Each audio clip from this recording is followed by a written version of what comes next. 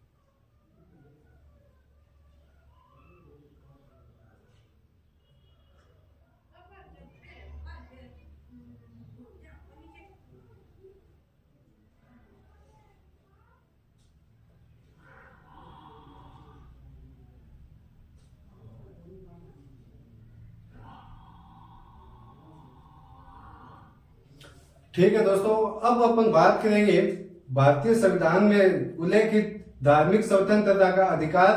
जैसा कि मैंने आप लोगों को बताया है कि धार्मिक स्वतंत्रता का अधिकार है वो भारतीय संविधान के अनुच्छेद 25 से 28 तक उल्लेखित है और अपन डिटेल से इन अनुच्छेदों को जानने वाले हैं।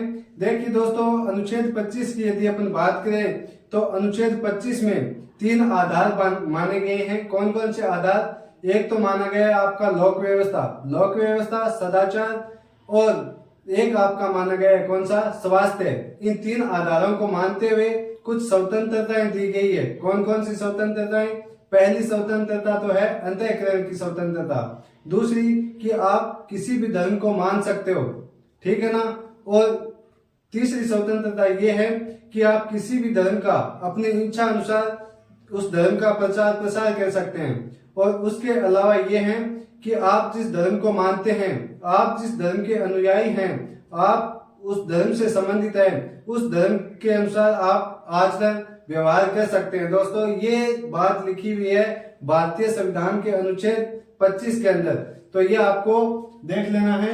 बात कर रहे हैं अपन धार्मिक स्वतंत्रता के अधिकार के बारे में, और धार्मिक स्वतंत्रता का अधिकार आपको पता है कि अनुच्छेद 25 से लेकर के 28 तक है। बात करें अपन अनुच्छेद 25 पर, तो अनुच्छेद 25 में क्या है कि हमें रखना है सभी व्यक्ति, भारत के जितने भी नागरिक है ना, उन सभी को ये अधिकार प्राप्त हैं जो कि मौलिक अधिकारों की श्रेणी में है। सभी व्यक्तियों को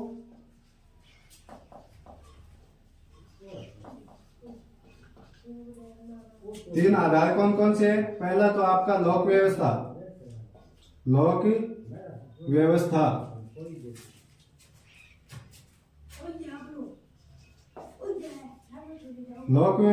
यानी पब्लिक ऑर्डर। उसके अलावा सदाचार,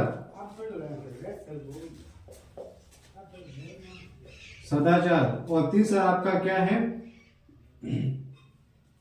लोक व्यवस्था, सदाचार और स्वास्थ्य यानी हेल्थ। ये 3 आधार माने गए हैं अनुच्छेद 25, और इसके अंतर्गत इन 3 आधारों के अंतर्गत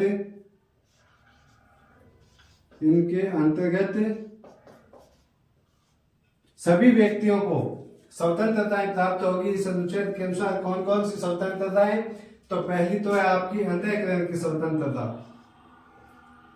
अंतःकरण की स्वतंत्रता।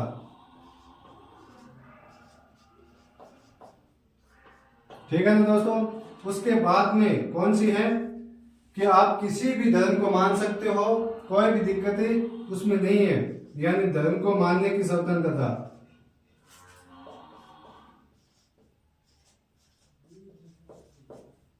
और अगली जो स्वतंत्रता दी गई आपको अनुच्छेद 25 के अंतर्गत कि आप जिस धर्म के अनुयायी है, आप जिस धर्म से संबंधित है, उसका प्रचार प्रसार कर सकते हैं। तो धर्म का प्रचार प्रसार करना।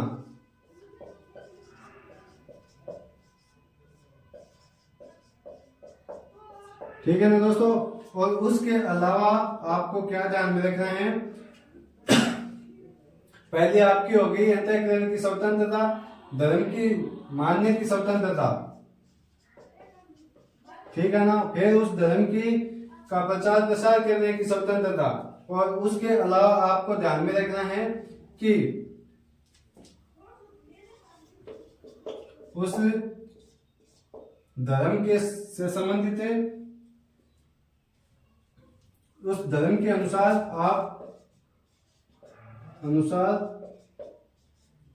आचरण की स्वतंत्रता। आचरण की स्वतंत्रता। ये 4 स्वतंत्रताएं दे रखी है दोस्तों भारतीय संविधान है। उसके अनुच्छेद 25 में 3 आधार माने गए हैं कि सभी व्यक्तियों को लोक व्यवस्था, सदाचार और स्वास्थ्य, इन तीनों के आधार को मानते हुए इनके अंतर्गत ये 4 प्रकार की स्वतंत्रताएं मिलेगी। कौन कौन सी? एक तो अंतःकरण की स्वतंत्रता, दूसरी है धर्म मानने की स्वतंत्रता, उसके बाद है उस धर्म का प्रचार प्रसार करने की स्वतंत्रता, और उसके बाद में जो स्वतंत्रता दे रखी है वो है धर्म के अनुसार आप आचरण कर सकते हैं। ये स्वतंत्रता दे रखी है दोस्तों किसमें? अनुच्छेद 25 में। तो आप इसको नोट डाउन कर लीजिए, उसके बाद में अपन आगे चलाएंगे।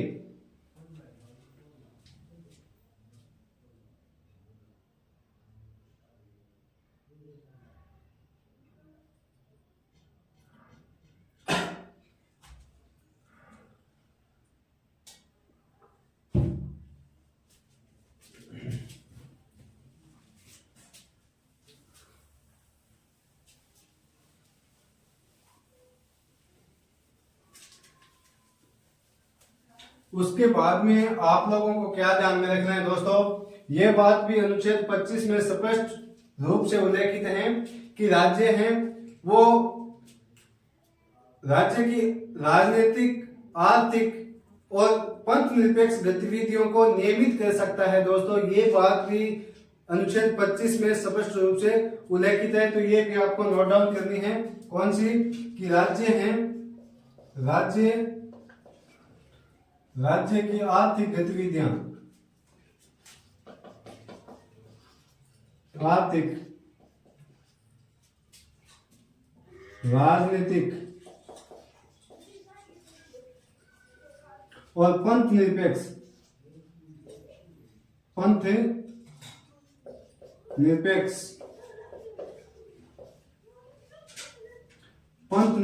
ठीक है ना। राज्य है वो आपकी राज्य के आर्थिक, राजनीतिक और पंथ निरपेक्ष से जो संबंधित गतिविधियां हैं उनको क्या करेगा? नियमित गतिविधियां, इनको नियमित कर सकता है। ये बात भी किसमें लिखी हुई है दोस्तों? अनुच्छेद 25 में लिखी हुई है। इसके अलावा आपको क्या ध्यान में रखना है कि अनुच्छेद 25 में लिखा हुआ है कि जो सिख धर्म के अनुयायी हैं वो सदाबहार अपने जो कटार धारण करते हैं ना, उनको ये अधिकार है कटार धारण करने का। और ये बात भी अनुच्छेद 25 का ही भाग है दोस्तों, ये आपको ध्यान में रखना है। तो आप उसके अलावा ध्यान में रखना है क्या कि सिख धर्म के अनुयायी हैं, जितने भी सिख धर्म में जो कटार धारण की जाती है, कटार है, वो किसका भाग है? अनुच्छेद 25 का, अनुच्छेद 25 का भाग है। उसके अलावा आपको अनुच्छेद 25 में क्या ध्यान में रखना है, उसके अलावा ध्यान में रखना है कि आपके सामने ये शब्द दिया हुआ है पंथ निरपेक्ष। तो आपको ये पंथ निरपेक्ष शब्द देखते ही आपके माइंड में ये प्रश्न उठना चाहिए और ये बिल्कुल लाजमी है कि सर ये जो पंथ निरपेक्ष जो शब्द है ये क्या भारतीय संविधान के मूल संविधान है भारतीय, उसके अनुच्छेद 25 में पहले से उल्लेखित है क्या, मूल संविधान के अनुच्छेद 25 में उल्लेखित है क्या, या इसको बाद में जोड़ा गया? क्यों डाउट पैदा होता है ये? क्योंकि जो भारतीय संविधान की प्रस्तावना है उसमें बाद में पंथ निरपेक्ष शब्द को जोड़ा गया था संशोधन करके। तो आपके माइंड में ये सवाल यहीं से भी उत्पन्न होना चाहिए कि जो ये पंथ निरपेक्ष शब्द है वो मूल भारतीय संविधान जो लागू हुआ उसमें भी था या फिर इसको बाद में जोड़ा गया।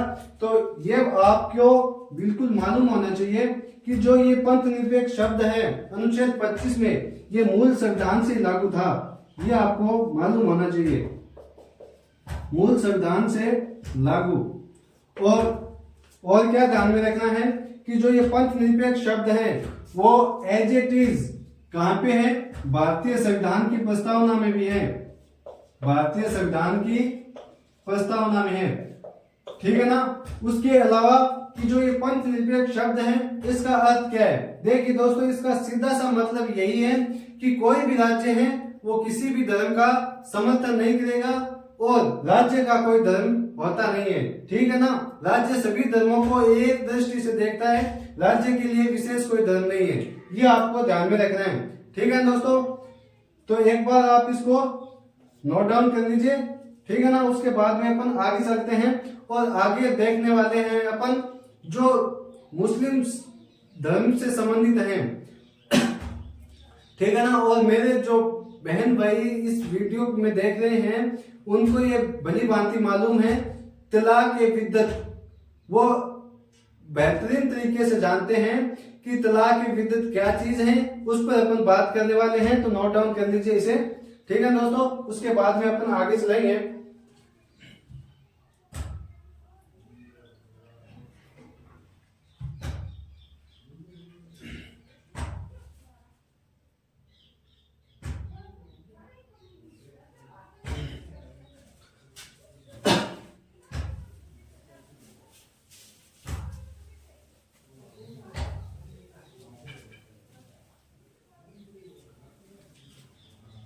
आपके सामने एक शब्द लिख रहा हूं मैं, क्या? तलाक ए बिद्दत।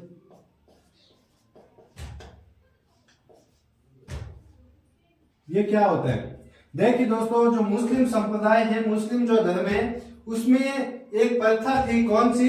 कि आप तीन बार जो मुस्लिम पुरुष हैं वो महिलाओं को 3 बार क्या बोलते हैं? तलाक तलाक तलाक तलाक तलाक तलाक 3 बार बोलने से उनको जो तलाक है वो दे दिया जाता था, उनको डिवोर्स दे दिया जाता था मुस्लिम महिलाओं को। तो वर्ष 2017 की बात है दोस्तों, सायरा बानो बनाम भारत संघ के नाम से एक केस दर्ज हुआ और उसमें सुप्रीम कोर्ट ने आदेश दिया था कि ये तलाक ए बिद्दत को समाप्त किया जा रहा है, ठीक है दोस्तों। कब? तो आपको केस भी ध्यान में रखना है क्योंकि एग्जामों में पूछा जाता है। सायरा बानो बनाम भारत संघ 2017, ठीक है ना। सायरा बानो बनाम भारत संघ 2017। और इसमें सुप्रीम कोर्ट ने क्या आदेश दिया कि जो ये तलाक ए बिद्दत प्रथा है इसको तलाक ए बिद्दत जो प्रथा है उसको समाप्त किया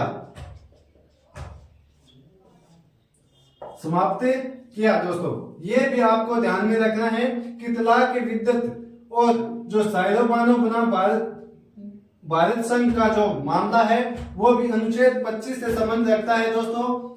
एग्जामिनर आपसे किसी भी प्रकार से क्वेश्चन पूछ सकता है तो आपको पहले से ही तैयार हो जाना है, ठीक है ना दोस्तों। उसके अलावा आपको अनुच्छेद 25 में क्या ध्यान में रखना है, अनुच्छेद 25 में क्या ध्यान में रखना है दोस्तों, कि जितने भी धार्मिक स्थल हैं इस भारत में, जितने भी धार्मिक स्थल हैं उनमें सभी वर्गों को जाने की अनुमति है। ऐसा कोई भी वर्ग नहीं है जिनको धार्मिक स्थल में जाने की अनुमति नहीं है, ठीक है ना। हिंदू के जितने भी धार्मिक स्थल हैं उनमें सभी वर्ग को जाने की अनुमति है। और ये बात भी कहां पे लिखी हुई है दोस्तों, अनुच्छेद 25 में। तो ये भी आपको ध्यान में रखना है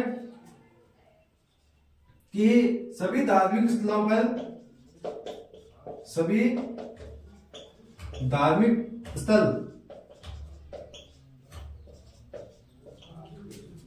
पर जाने की अनुमति है।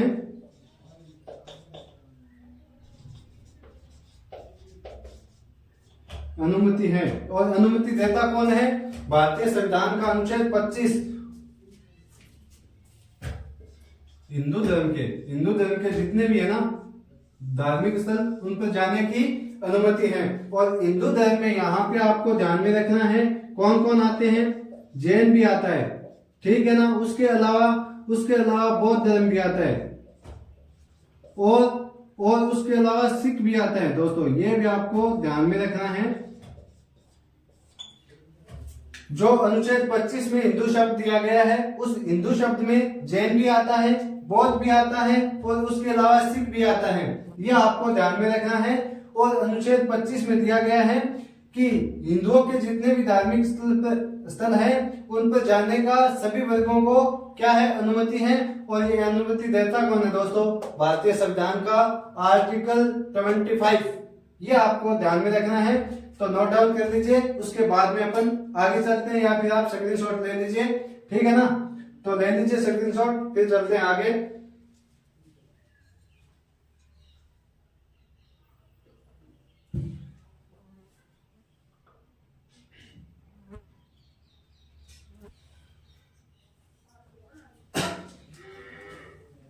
लिख लिया होगा आपने। उसके बाद में अपन आगे चलते हैं और बात करेंगे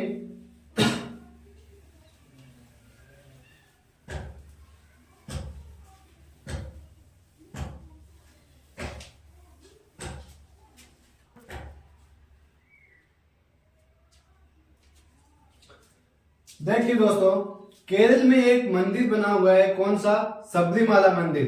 उस सबरीमाला मंदिर में होता क्या था कि 2018 से पहले उस मंदिर में महिलाओं का जाना वर्जित था, पूर्णतः मना किया गया था कि सबरीमाला मंदिर में प्रवेश महिलाओं का सख्त मना है, ठीक है ना दोस्तों।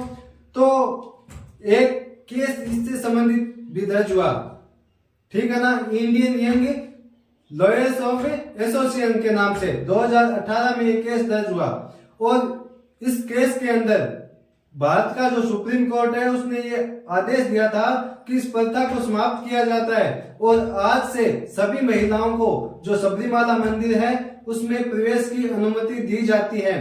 तो यदि एग्जामिनर आपसे ऐसे डायरेक्ट नहीं पूछे तो ये भी पूछ सकता है कि जो सबरीमाला मंदिर है उसका संबंध किस अनुच्छेद से है, या फिर आपसे पूछ लें कि जो यंग एसोसिएशन जो लॉयर्स हैं, young Indian young lawyers association बनाम केरल राज्य 2018 का मामला किस अनुच्छेद से संबंधित है।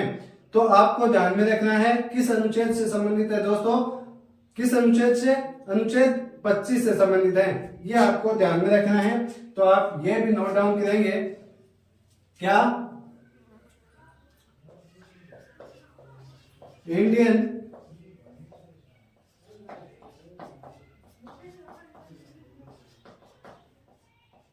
लॉयर्स एसोसिएशन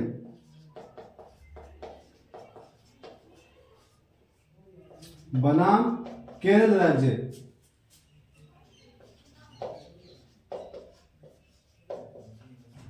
कब का मामला है, 2018 का, किससे संबंधित है, अनुच्छेद 25 से, ठीक है ना। और सबरीमाला मंदिर से, सबरीमाला मंदिर, सबरीमाला मंदिर से है, ठीक है दोस्तों। केस के अंदर भारत के सुप्रीम कोर्ट ने इस मंदिर में महिलाओं को जाने की अनुमति दी थी। महिलाओं को मंदिर प्रवेश की अनुमति प्रदान की थी दोस्तों, ये आपको ध्यान में रखना है। तो लिख लीजिए इसे। उसके बाद में अपन आगे बात करते हैं। आगे बात क्या करते हैं कि अनुच्छेद 25 में ही ये स्पष्ट शब्दों में लिखा हुआ है कि जो ये स्वतंत्रता लिखी हुई है कौन सी, कि आप किसी भी धर्म को परिवर्तन कर सकते हैं, यह आपको क्या है, स्वतंत्रता है। लेकिन इसी अनुच्छेद में, अनुच्छेद 25 में भी ये स्पष्ट शब्दों में लिखा हुआ है कि यदि आप किसी व्यक्ति या किसी धर्म विशेष के दबाव में या किसी आर्थिक संपत्ति के दबाव में आकर धर्म परिवर्तन करता है तो उस पर राज्य रोक लगा सकता है। यह बात भी अनुच्छेद 25 में स्पष्ट शब्दों में लिखी गई है। तो यह भी आपको ध्यान में रखना है। क्या ध्यान में रखना है कि यदि कोई व्यक्ति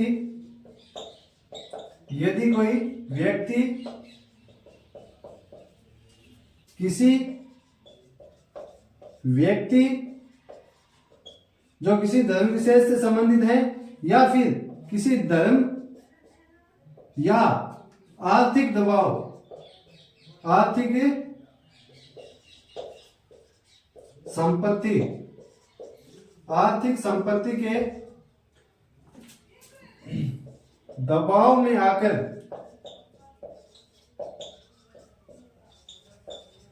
धर्म परिवर्तन करता है तो उस पर राज्य रोक लगा सकता है, तो राज्य रोक लगा सकता है।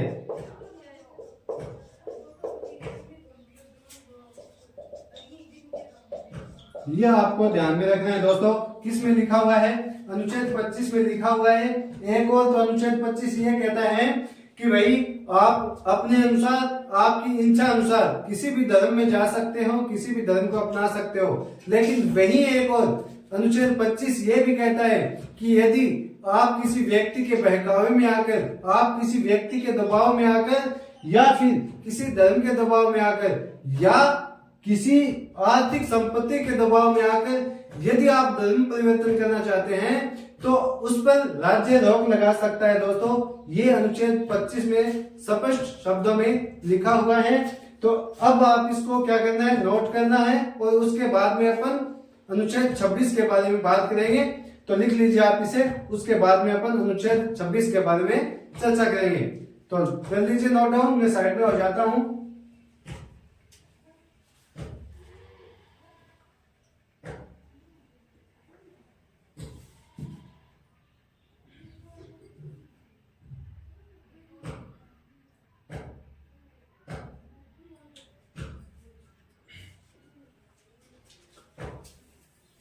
लिख लिया होगा। अब बात करेंगे अपन अनुच्छेद 26 पर।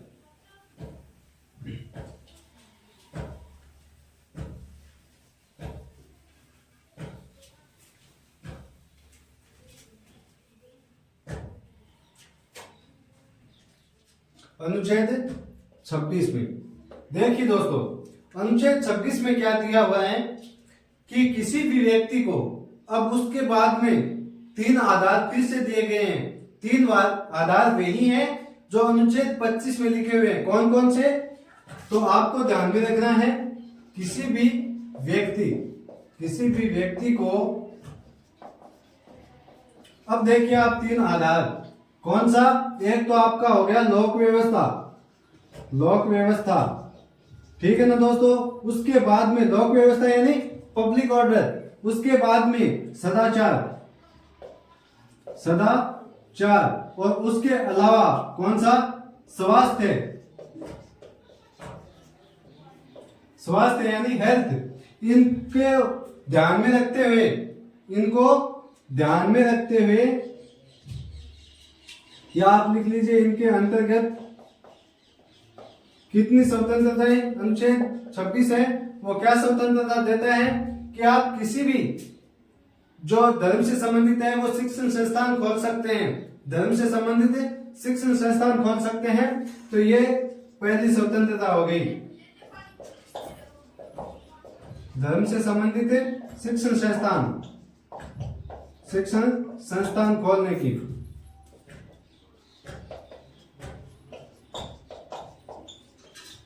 पहली स्वतंत्रता हो गई। दूसरी कि आप जो ये धार्मिक संस्थाएं खोल रहे हैं उनका मैनेजमेंट कर सकते हैं। बिल्कुल, ये भी अनुच्छेद 26 में लिखा हुआ है, तो ये भी आप लिख लीजिए कि जो ये धार्मिक संस्थाएं हैं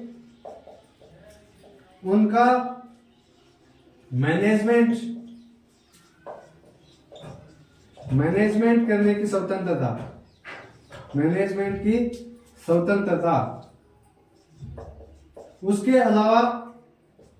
उसके अलावा आपको ध्यान में क्या रखना है दोस्तों, है कि जो इनसे अर्जित जो संपत्ति है उनका है जो संपत्ति है ये उन पर आपका स्वामित्व होगा और आप उनका उपयोग कर सकते हैं। ये बात भी अनुच्छेद 26 में लिखी हुई है। ये भी आपका अधिकार है। तो आपको ये लिखना है, बिल्कुल क्या लिखना है कि जो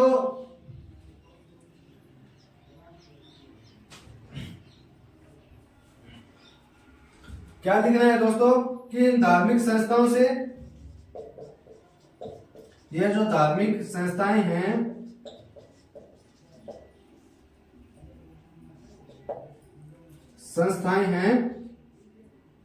उनसे जो संपत्ति आती है ना, संपत्ति उन पर आपका स्वामित्व है। उसके अलावा क्या है दोस्तों, स्वामित्व, उपयोग, आप उनका उपयोग कर सकते हैं दोस्तों। ये भी आपको ध्यान में रखना है, ठीक है ना। ये है अनुच्छेद 26 जो आपको क्या देता है, स्वतंत्रताएं देता है दोस्तों। तो लिख लीजिए आप इसे, ठीक है ना। उसके बाद में अपन आगे चलेंगे। और एक बात और है दोस्तों इसी अनुच्छेद 26 में, एक बार मैं पुनः इसका रिवाइज करता हूं अनुच्छेद 26 का, कि किसी भी व्यक्ति जो लोक व्यवस्था, सदाचार और स्वास्थ्य को ध्यान में रखते हुए स्वतंत्रताएं दे रखी हैं। कौन कौन सी, कि एक तो धर्म से संबंधित शिक्षण संस्थान खोल सकते हैं, दूसरी कि उस शिक्षण संस्थानों का मैनेजमेंट कर सकते हैं, और तीसरी क्या है कि उन जो संस्थाएं हैं उन पर जो संपत्ति आती है उन पर स्वामित्व होगा और उनका आप उपयोग कर सकते हैं।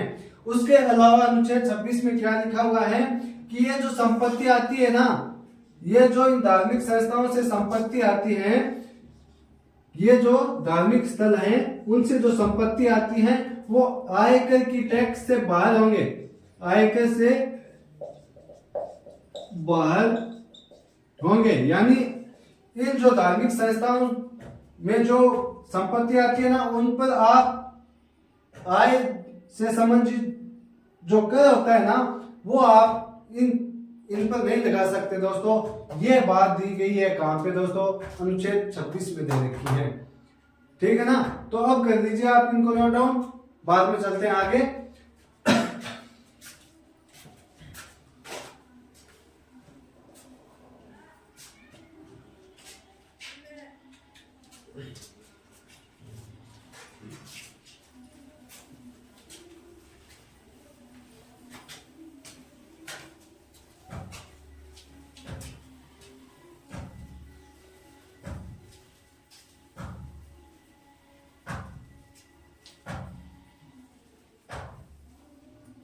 देखिए दोस्तों, अब अपन बात करेंगे भारतीय संविधान के अनुच्छेद जो 27 है उसके बारे में। और जो अनुच्छेद 27 है उसमें क्या दे रखा है कि यदि आप किसी भी धर्म का प्रचार प्रसार कर सकते हैं, धर्म का प्रचार प्रसार करते हैं, तो उन पर आप उनसे संबंधित कर या टैक्स नहीं लगा सकते। ये बात बिल्कुल किसमें लिखी हुई है, अनुच्छेद 27 में। क्या लिखी हुई है कि कोई व्यक्ति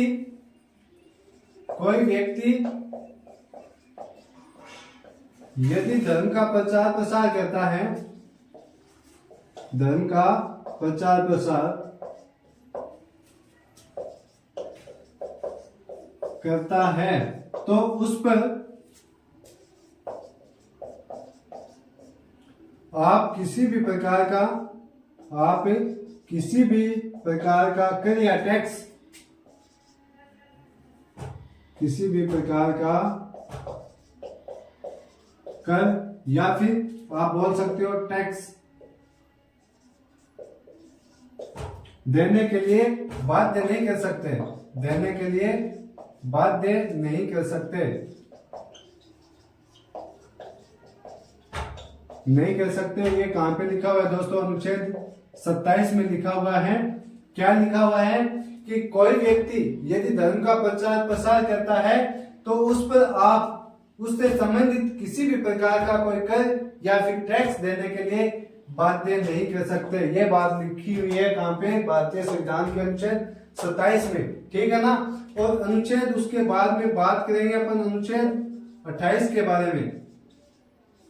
अनुच्छेद 28 में सबसे पहले अनुच्छेद 28 जब भी आपके सामने आए तो आपके माइंड में बिल्कुल डायग्राम बन जाना चाहिए कि इस अनुच्छेद में कितनी धाराएं हैं? 3 धाराएं हैं। कितनी धाराएं हैं? 3 धाराएं हैं। और इनमें अपन बात करेंगे अनुच्छेद 28 के बारे में डिटेल से, इसलिए एक बार आप इसको नोट डाउन कर लीजिए, ठीक है ना। फिर अपन आगे चलेंगे।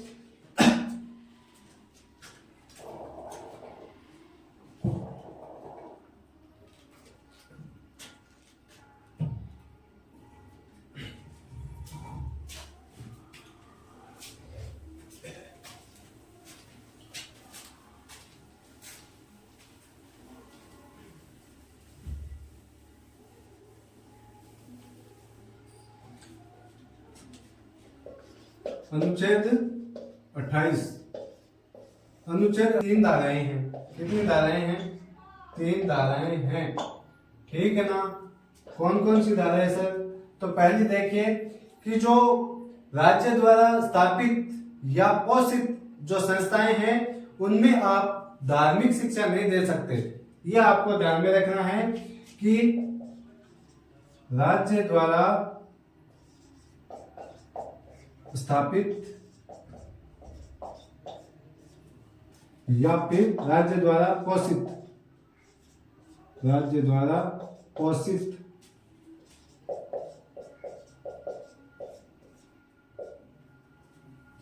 शिक्षण संस्थानों में, शिक्षण संस्थानों में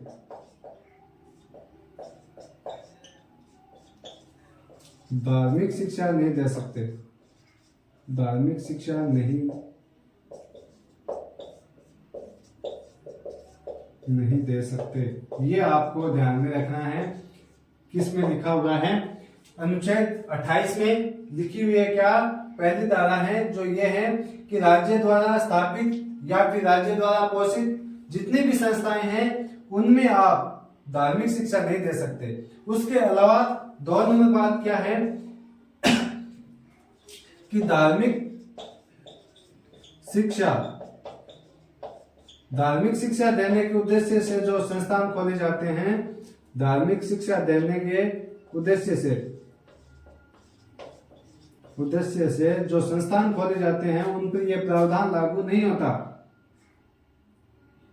धार्मिक शिक्षा देने के उद्देश्य से जो संस्थान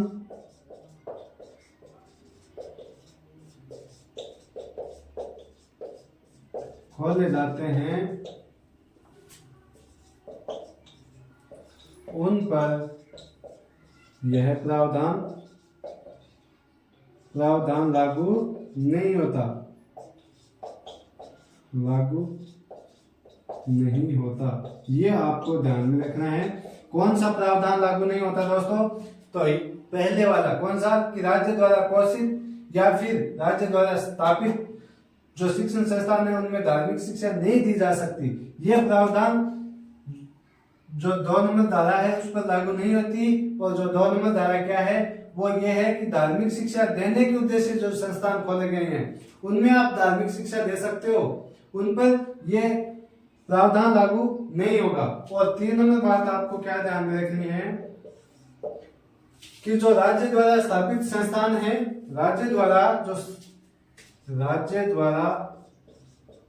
स्थापित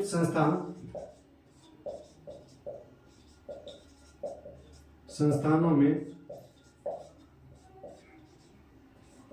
आपको किसी धर्म विशेष के जो निर्देश है वो मानने अनिवार्य नहीं है दोस्तों, ठीक है ना। तो किसी धर्म विशेष के निर्देश